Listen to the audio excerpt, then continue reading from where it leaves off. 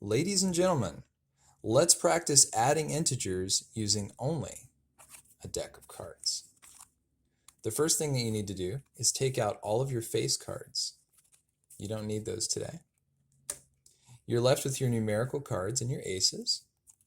The great thing about your numerical cards is they show you how many objects are being represented by that card. So this is 3 objects for a 3, and your ace only has 1 object, and so on. We're going to let the black cards be positive numbers and the red cards be negative numbers. So, for instance, this is 1, 2, 3 black objects. That's a positive 3. This is 1 red object. It's a negative 1. This would be a negative 6 because it's red, and so on. So let's start with an easy example. 6 plus 5. Now, the thing that I like to do is to circle the sign that's to the left of the number. The 5 sort of owns that sign, if you want to think of it that way. So I've got a positive 6 and a positive 5. So let's model that with a black 5 and a black 6.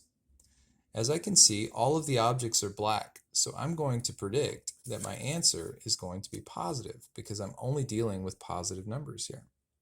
When I add up all of those things, all of those objects that I have there, I have 11, so my answer is a positive 11. What happens if we have negatives?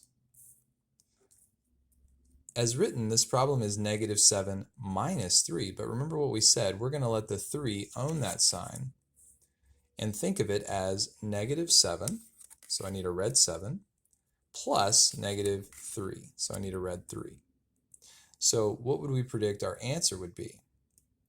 We would predict that it would definitely be a negative answer because all I have is red objects or negative objects, and I have 10 of those all together. So my answer is negative 10. So when the signs are the same, you simply add up all the objects that you have or all the numbers that you have and keep whatever sign you have. But what if the signs are different? So here are 2 integers with different signs. Negative 10 plus 9.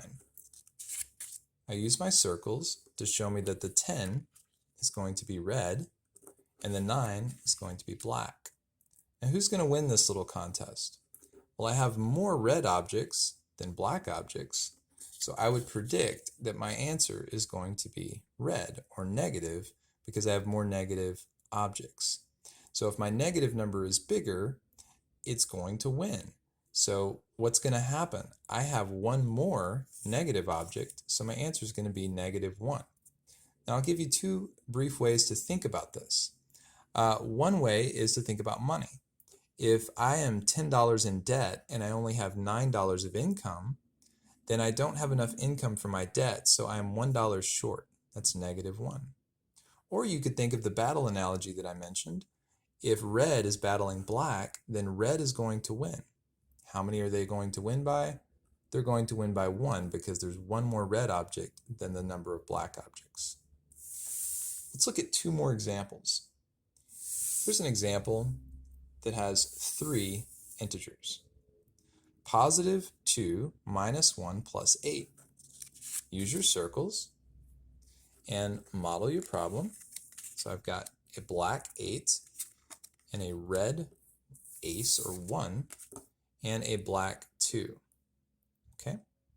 Now what's great is I can consider that I have 10 black and 1 red. So I've got more black than red, so I know that my answer is going to be black. And how many are the black going to win by? The black are going to win by 9, right?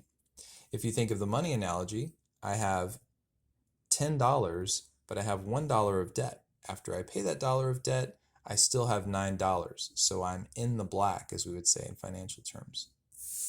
Let's look at one last example. As you can see, these don't really get any harder even if you have more numbers. So if I've got 10 minus 8 plus 4 minus 5, I make sure I know which signs everyone is going to own there. And then I model this with the cards. So I've got a red 5, a black 4, a red 8, and a black 10. I can group these to see that I have 14 black objects and 13 red objects. Okay, and I'll even show you that if you want to see that with numbers. The problem would simplify to 14 positives and 13 negatives. So who's going to win? Well, the positive's going to win. How much are they going to win by? They're going to win by 1. So you can add integers using a deck of cards. It's as easy as 1, 2,